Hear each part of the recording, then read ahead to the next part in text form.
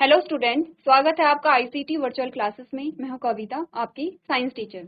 उम्मीद करती हूं आप सभी अच्छे होंगे और स्वस्थ होंगे। क्लास कंटिन्यू करेंगे अपना चैप्टर जिसमें हम बात कर रहे थे कंपोनेंट्स ऑफ फूड, यानी कि भोजन के घटकों के विषय में हम बात कर रहे थे। देख लेते हैं अभी तक कौन कौन से टॉपिक हमने कवर किए हैं, जिसमें सबसे पहले आपने इंट्रोडक्शन जाना भोजन के बारे में। उसके बाद हमने बात की है पोषक तत्व की। तो हमारा टॉपिक जो चल रहा था वो है पोषक तत्व, यानी कि न्यूट्रिएंट्स के बारे में हम बात कर रहे हैं। हमने कहा जो भोजन होता है, भोजन में अलग अलग प्रकार के क्या होंगे, पोषक तत्व होंगे जो कि आपको पोषण प्रदान कर रहे हैं। ठीक है, अब हम बात कर रहे थे कि जो अलग अलग प्रकार के पोषक तत्व होते हैं, क्या उनका कार्य एक जैसा होता है या क्या वे सभी एक ही प्रकार के भोजन में मिल जाते हैं। तो हमने कहा नहीं, जो पोषक तत्व हैं, अगर हम पोषक तत्व को अलग अलग पढ़ रहे हैं तो इसका मतलब उनके फंक्शन भी अलग अलग होंगे। ठीक है, और अगर उनके फंक्शन अलग अलग हैं तो आपने कहा ये अलग अलग प्रकार के भोजन में पाए जाएंगे। इसीलिए कहा जाता है अपने भोजन में हमें सारी ही चीजें सम्मिलित करनी चाहिए। तो पोषक तत्व के बारे में जब हम बात कर रहे थे, आपके पास जो पोषक तत्व आए थे वो इस प्रकार से आए थे, जिसमें आपने बात की थी किसी कार्बोहाइड्रेट की। ठीक है, कौन कौन से पोषक तत्व हमारे पास आए थे? हमने बात की थी carbohydrate, protein, fat, vitamin, minerals, water. इतनी बात सबको पता है कि हमारे भोजन में कितने प्रकार के पोषक तत्व होते हैं, कौन कौन से होते हैं। इतनी बात क्लियर है सबको? अगर किसी को नहीं पता है तो आप लोग नोट कर लेंगे, ठीक है, क्योंकि मैं आपसे बाद में पूछूंगी पोषक तत्व कितने होते हैं। ठीक है, कौन कौन से होते हैं? कार्बोहाइड्रेट है, प्रोटीन है, फैट है, विटामिन है, मिनरल्स है और वाटर है। अब हमने क्या किया था, इन पोषक तत्वों के बारे में हमने दो चीजें पढ़ी थी। हमने कहा था ये जो पोषक तत्व हैं इनके कार्य क्या होते हैं, क्यों हम इन्हें ग्रहण कर रहे हैं, और दूसरा हमने कहा था इनके स्रोत क्या हैं, यानी कि ये किस प्रकार के भोजन में पाए जा रहे हैं। ठीक है, सारे ही पोषक तत्वों के बारे में हम दो दो चीजें पढ़ रहे थे, जिसमें कार्बोहाइड्रेट आप पढ़ चुके हैं, प्रोटीन आप पढ़ चुके हैं और फैट आप पढ़ चुके हैं। इन तीन पोषक तत्वों के बारे में आप पढ़ चुके हैं कि जो ये तीनों पोषक तत्व हैं, कौन कौन से? कार्बोहाइड्रेट हो गया है, प्रोटीन और फैट। ये तीनों पोषक तत्व कहाँ पाए जाते हैं, इनके कार्य क्या होते हैं, इसके बारे में हम बात कर चुके हैं। ठीक है, चलिए रिवाइज कर ले एक बार कार्बोहाइड्रेट के बारे में। तो कार्बोहाइड्रेट में सबसे पहले अगर हम बात करें कि जो कार्बोहाइड्रेट है उसके क्या कार्य होते हैं, फंक्शन क्या होते हैं। आपने कहा ये क्या करता है, एनर्जी को प्रोवाइड कराता है। ठीक है, कैसे एनर्जी हमें देगा, कैसे ऊर्जा हमें देगा? आपने कहा कि रेस्पिरेशन यानी कि श्वसन के दौरान क्या होता है, जो कार्बोहाइड्रेट है वो टूटता है और आपको एनर्जी मिलती है, ऊर्जा मिलती है। दूसरी चीज हमने क्या बोली थी, हमने कहा था क्या क्या स्रोत होते हैं। आपने कहा यहाँ पर ग्रेप्स जूस हो गया है, फ्रूट्स है, राइस है, पोटैटो है, स्वीट पोटैटो है। अब ये देखिए, ये कार्य आपके पास आए, कार्बोहाइड्रेट के कार्य आए। ठीक है, और ये नीचे आपके पास क्या है, स्रोत आए, यानी कि इन चीजों में जो कार्बोहाइड्रेट है वो आपको मिलता है। ठीक है, चलिए सेकेंड हमने बात की है यहाँ पर प्रोटीन की। तो प्रोटीन में सबसे पहले आपने देखा प्रोटीन किन किन चीजों में मिलता है, प्रोटीन किस प्रकार के भोज्य पदार्थों में मिलता है। दूसरा हमने बात की है जो प्रोटीन है उसके कार्य क्या है। तो हमने क्या क्या अभी तक पढ़ा है कि जो प्रोटीन है वो दूध, मांस, मछली, पनीर, अंडे, पशु से प्राप्त होने वाले प्रोटीन है। तो आपको जो प्रोटीन है वो दोनों जगह से प्राप्त हो रहा है, पशुओं से भी और पादपों से भी।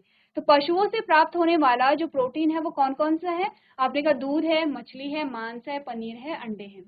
अब हमने कहा पादपों से कौन कौन सा प्रोटीन आपको प्राप्त होता है। आपने कहा जो दाल होती है आपकी, उनमें आपको क्या मिलता है, वानस्पतिक प्रोटीन मिलता है। वानस्पतिक प्रोटीन से क्या मतलब हुआ कि वो प्रोटीन जो आपको पादपों से मिल रहा है। तो आपने कहा जब आपसे पूछा जाता है कि प्रोटीन के क्या स्रोत है, तो आप कहते हैं प्रोटीन के स्रोत क्या है, दालें हैं। सबसे पहले हम दाल का ही नाम लेते हैं कि दालें क्या है, प्रोटीन का स्रोत है।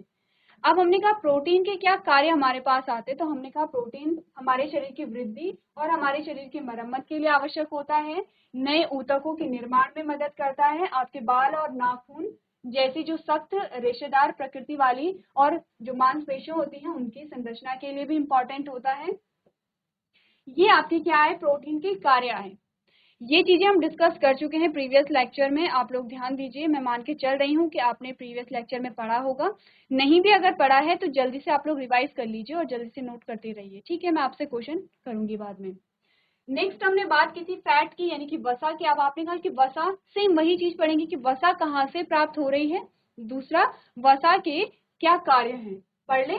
आपने बोला कि वसा भी क्या है, या तो पौधों से प्राप्त होती है, जंतुओं से प्राप्त होती है। वसा भी आपको दोनों जगह से प्राप्त हो रही है, ठीक है, जंतुओं से प्राप्त होने वाले भोज्य पदार्थों से भी और पादपों से प्राप्त होने वाले भोज्य पदार्थों से भी। सबसे पहले हम देखेंगे पादप। पादप का मतलब समझते हैं आप लोग, प्लांट्स, पौधे, पेड़ पौधों की बात हो रही है, ठीक है। सबसे पहले हम बात करेंगे पादपों से प्राप्त होने वाले वसा की। तो आपने कहा कि जैसे मूंगफली का तेल है, या सोयाबीन का तेल है, या सरसों का तेल है, इनसे आपको क्या मिलती है, वसा मिलती है, या फैट आपको मिलता है। और ये किस प्रकार की वसा है, आपने कहा वानस्पतिक है, यानी कि वनस्पति से मिल रही है। वनस्पति यानी कि पादपों से मिल रही है, ठीक है। सारे नाम एक जैसे ही है, पेड़ पौधे कहिए, वनस्पति कहिए, पादप कहिए, सारे नाम एक ही है। नेक्स्ट हम बात करेंगे, यहाँ पर जो आपको वसा मिल रही है वो किससे मिल रही है, आपने कहा जंतुओं से मिल रही है। तो जंतुओं से आपको कैसे वसा मिली, आपने मक्खन, घी, ये सारे जो प्रोडक्ट आपने यूज किए हैं, इनसे आपको फिर से क्या मिली, वसा मिली। लेकिन ये कैसे भोज्य पदार्थ आते हैं आपके पास, आपने कहा ये पादपों से मिलने वाले भोज्य पदार्थ हैं। क्लियर है इतनी बात, अभी आपको समझ आ गया है कि वसा कहाँ से मिलती है।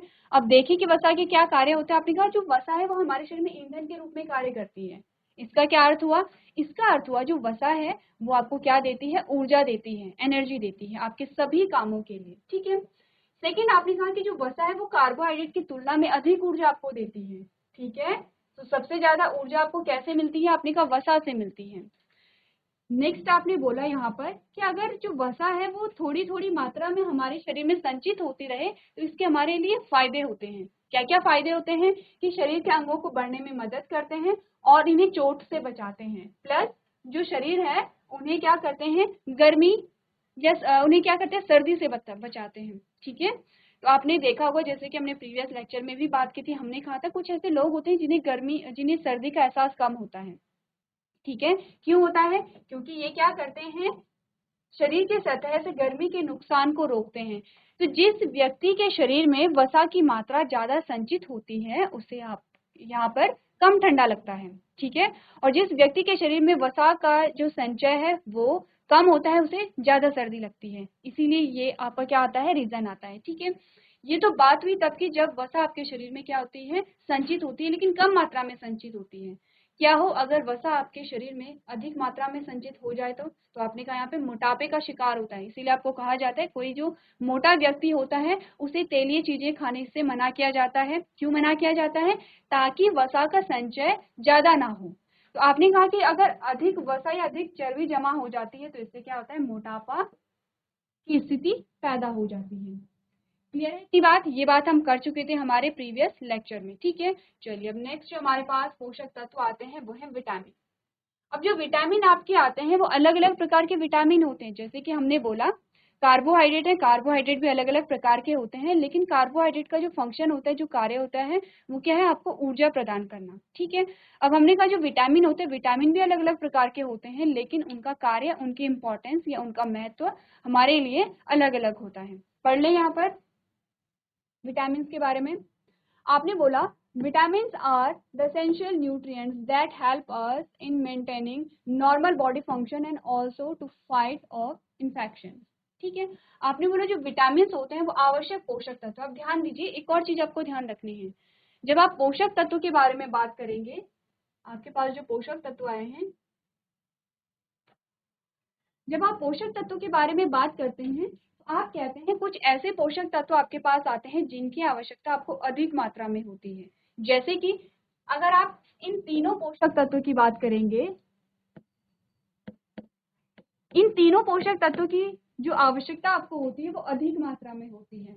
अगर हम बात करें इनकी, तो ये पोषक तत्व भी हमारे लिए इंपॉर्टेंट है। देखिए आवश्यक हमारे लिए सारे पोषक तत्व हैं, इंपॉर्टेंट सारे पोषक तत्व हैं, लेकिन यहाँ पर होता क्या है, कुछ पोषक तत्वों की आवश्यकता में अधिक मात्रा में होती है, ठीक है। यानी कि आपको अधिक ज्यादा कार्बोहाइड्रेट चाहिए, आपको ज्यादा प्रोटीन चाहिए, आपको ज्यादा फैट चाहिए। अगर तुलना करें दोनों की तो आपने कहा जो विटामिन होते हैं, मिनरल्स होते हैं, बहुत अधिक मात्रा में नहीं चाहिए होते हैं, लेकिन चाहिए होते हैं, इंपॉर्टेंट होते हैं। तो इसलिए आप ये भी चीजें ध्यान रखेंगे, ठीक है। तो हमने कहा जो प्रोटीन, जो विटामिन आपके पास आते हैं वो क्या होते हैं, आवश्यक पोषक तत्व होते हैं जो शरीर के सामान्य कार्यों को,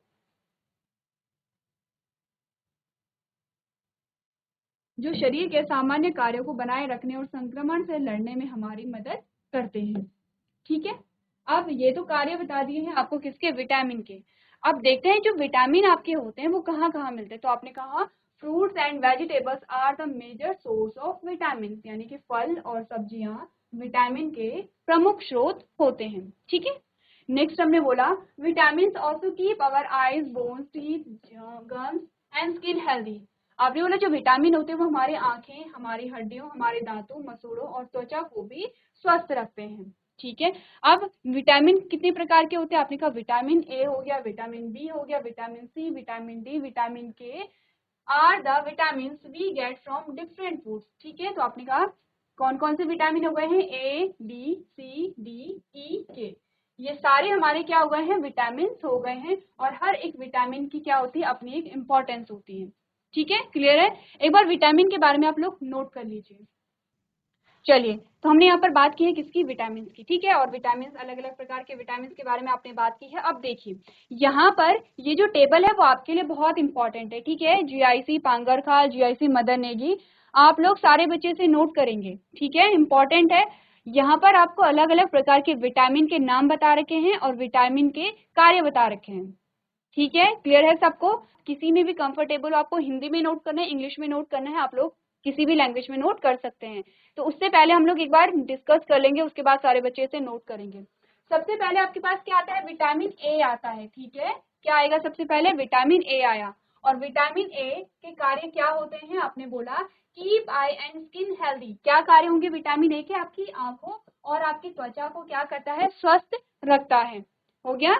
सेकेंड जो आपके पास विटामिन आया, विटामिन बी1, क्या काम करता है? Help the body use energy from the food we eat. आपने कहा जो विटामिन बी का कार्य होता है हमारे द्वारा खाए जाने वाले भोजन से शरीर को ऊर्जा का उपयोग करने में मदद करता है। क्या करेगा? आपने कहा अपने भोजन को ग्रहण किया, उस भोजन से आपको जो ऊर्जा मिल रही है उसका उपयोग करने में क्या करता है? मदद करता है। ठीक है, तीसरा आपने विटामिन सी की बात की। आपने कहा क्या कार्य होगा इसका? Help heal wounds, maintains healthy germs and blood vessels, fight infection. Vitamin C का क्या कार्य होगा? घाव को भरने में मदद करता है, स्वस्थ मसूड़ों के लिए उत्तरदायी होता है और रक्त वाहिकाओं को बनाए रखता है और संक्रमण से लड़ता है, यानी कि आपको बीमार होने से बचाता है। ठीक है, नेक्स्ट आपने बोला विटामिन डी, क्या काम होते हैं? Keep teeth and bones healthy. Vitamin D के क्या कार्य होते हैं? आपके दांतों और आपकी हड्डियों को क्या करता है? स्वस्थ रखता है। विटामिन ई है, विटामिन ई के क्या कार्य होते हैं? Maintain healthy skin and hair, slow down aging, a powerful antioxidant. आपने बोला जो विटामिन ई होता है वो स्वस्थ त्वचा, अब आपकी त्वचा, स्वस्थ त्वचा के लिए उत्तरदायी होगा। ठीक है, आपके बालों को क्या करता है? स्वस्थ बनाए रखता है और उम्र बढ़ने को धीमा करता है, एक शक्तिशाली ऑक्सीडेंट है। तो उम्र बढ़ने को धीमा करने से क्या मतलब हुआ? यहाँ पर आपने कहा कि जैसे आपके फेस पे क्या, जैसे जैसे एज बढ़ती है तो आपको फेस से पता चल जाता है।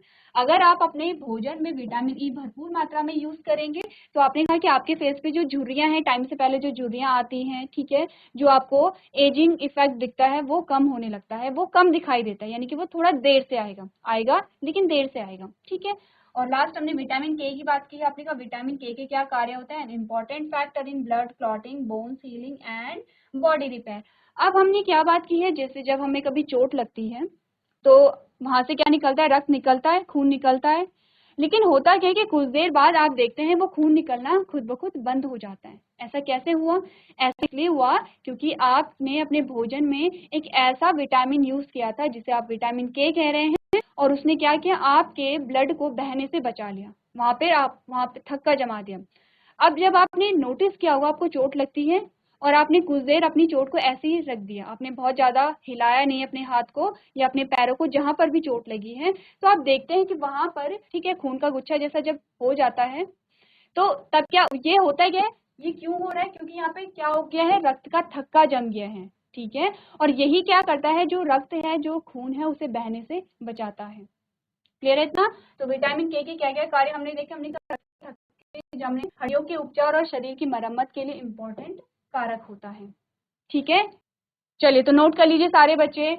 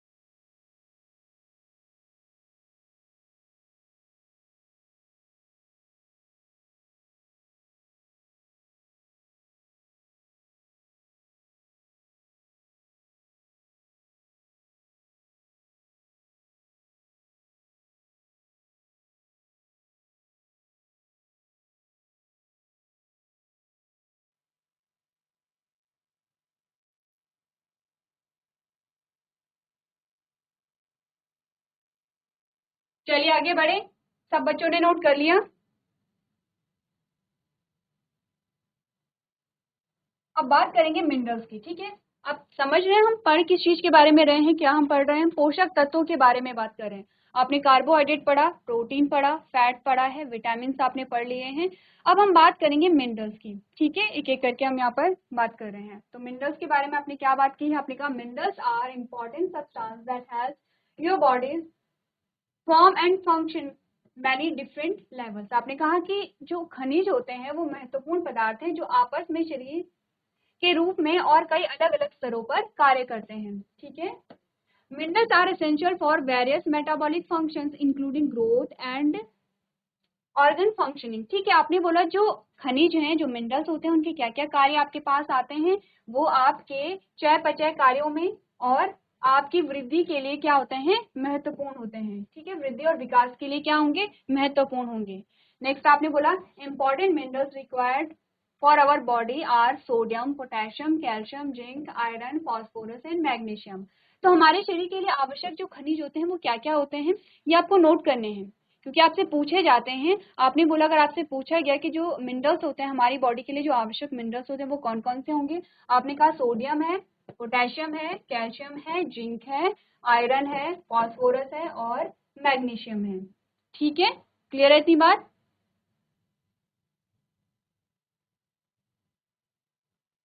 जीआईसी झनकट, आपको आवाज आ रही है, आवाज आ रही है तो हैंड रेज कीजिए अपना।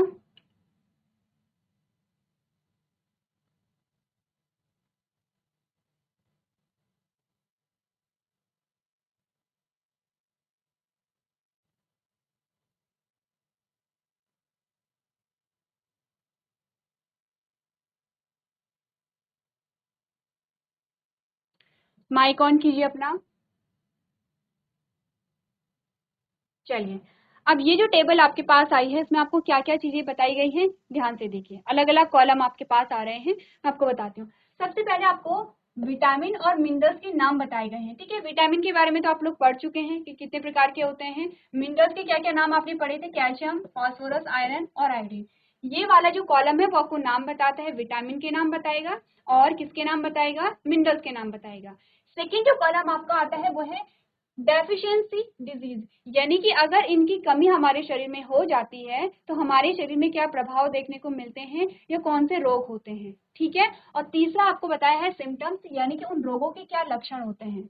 यानी कि हमने क्या बात की, सबसे पहले विटामिन और खनिजों के नाम आपको बताए गए हैं, ये पूरा कॉलम है। दूसरे कॉलम में आपको इन विटामिन और खनिजों की कमी से होने वाले रोग बताए गए हैं और तीसरे कॉलम में आपको बताया गया है कि इन रोगों के क्या क्या लक्षण होते हैं। पढ़ लें, ठीक है। आप सबसे पहले समझिए, पढ़िए, उसके बाद आप लोगों को ये नोट करना है। सबसे पहले विटामिन ए है, तो आपने विटामिन ए के कार्य तो देखे थे, क्या कार्य देखे थे, हमारी आंखों के लिए, हमारी त्वचा के लिए इंपॉर्टेंट होते हैं। अगर विटामिन ए की कमी हो जाती है तो आपने क्या देखा, नाइट ब्लाइंडनेस, यानी कि जिसे आप क्या कहते हैं, रतौंधी कहते हैं। विटामिन ए की कमी से क्या हुआ, रतौंधी हुआ। तो इस रोग के क्या लक्षण होते हैं, आपने कहा पुअर विजन और complete loss of vision in darkness. तो इसके क्या लक्षण आपने देखे, अंधेरे में खराब दृष्टि या दृष्टि का पूर्ण नुकसान, यानी कि अगर किसी को रतौंधी है, किसी की शरीर में विटामिन ए की कमी हो जाती है तो वो अंधेरे में देख नहीं पाता है, या तो वो कम देखेगा या फिर वो बिल्कुल भी नहीं देख पाते, जैसे जैसे हल्का सा अंधेरा हुआ वो नहीं देख पाते हैं, ठीक है। Weight loss and week muscles, कि वजन कम हो गया है और मांसपेशियां कैसी हो गई हैं, कमजोर हो गई हैं, ठीक है। तीसरा आपने कहा विटामिन सी, इसकी कमी से क्या होता है, विटामिन सी की कमी से स्कर्वी।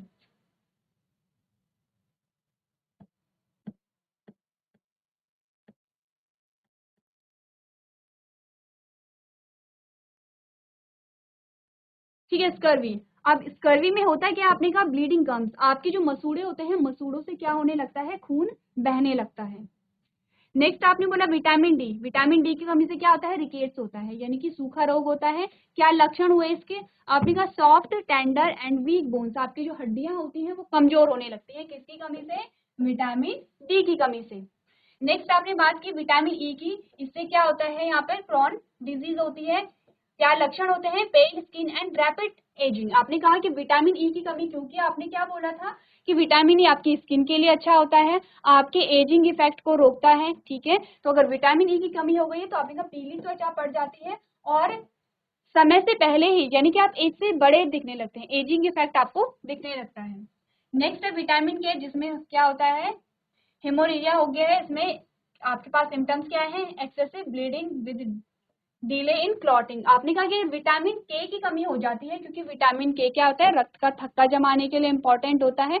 अगर विटामिन के की कमी हो जाती है तो आपने बोला कि जो रुधिर का थक्का है वो जमने में अत्यधिक समय लेता है, और अगर ज्यादा समय लेगा तो क्या होगा, ज्यादा रक्त आपका बह जाएगा। तो ये विटामिन है। अभी तक विटामिन के तक की जो हमने बात की है, ये विटामिन के बारे में बात की है। इसके बाद मिनरल्स हमारे पास आएंगे, तो एक बार आप विटामिन के बारे में देखिए।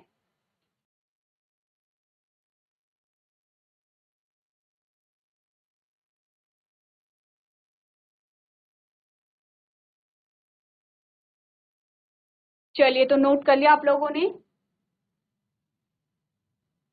अब यहाँ पर मिनरल्स को देख लें। आपने कहा जो कैल्शियम होता है, कैल्शियम की कमी से आपका क्या होता है, ऑस्टियोमोलेशिया एंड ऑस्टियोपोरोसिस होता है। यानी कि इस बीमारी में क्या सिम्टम्स होते हैं, हड्डियां कमजोर हो जाती हैं। विटामिन जो यहाँ पे कैल्शियम होता है, कैल्शियम की कमी से क्या होता है, हड्डियां कमजोर हो जाती हैं। फॉस्फोरस में हमने कहा, फॉस्फोरस की क्या क्या यहाँ पे होते हैं, bad teeth and rickets, twisted limbs and unformed teeth. Phosphorus की कमी से जो होने वाला रोग है, उसमें आपने कहा कि जो मुड़े हुए अंग या विकृत दांत आपको देखने को मिलते हैं। अगर आयरन होता है तो आयरन में आपको एनीमिया देखने को मिलता है, यानी कि यहाँ पर आप में रक्त की कमी होती है। और लास्ट हमने बात की किसकी, आयोडीन की। आयोडीन की कमी से गोइटर होता है। गोइटर में आपने क्या देखा होगा, जो आपने किसी का गला देखा होगा, गले में क्या हो जाता है, जो यहाँ पे स्वेलिंग आ जाती है, बहुत ज्यादा स्वेलिंग आ जाती है, गोइटर इस स्थिति को कहते हैं। Yes ma'am. गुड मॉर्निंग बच्चे। Good morning ma'am. क्या नाम है आपका? निधि राणा। निधि। कौन सी क्लास के हैं निधि आप लोग? 8th। अच्छा, आप लोग 8th क्लास के बच्चे, फिर तो आपको ये सारी चीजें बहुत अच्छे से आती होंगी। Yes ma'am. ठीक है। अगर आप में से किसी बच्चे को ये वाला जो टेबल है ये नहीं आती है तो फिर भी आप लोग नोट कर सकते हैं, क्योंकि ये चीजें आपके आगे काम आती रहेंगी। ठीक है निधि? यस चलिए मैम। ठीक है, बैठिए आप लोग। चलिए, तो आज हमने बात की है यहाँ पर पोषक तत्वों के बारे में, न्यूट्रिएंट्स के बारे में। आपने देखा न्यूट्रिएंट्स किस प्रकार के भोजन में पाए जा रहे हैं, इनकी कमी से होने वाले कौन कौन से रोग होते हैं। तो इस चैप्टर में आपका जो इम्पोर्टेंट पार्ट आता है वो पोषक तत्वों का ही आता है। ठीक है, इसके बाद हम बात करेंगे पोषक तत्वों के परीक्षण के बारे में, यानी कि हम देखेंगे जो पोषक तत्व हैं, जो न्यूट्रिएंट्स है आपके, उसके टेस्ट के बारे में बात करेंगे, जिसमें आप कार्बोहाइड्रेट, प्रोटीन और फैट के टेस्ट के बारे में बात करेंगे। तो आज के सेशन में हम इतना ही करेंगे। अभी तक क्लास में बने रहने के लिए आपका धन्यवाद।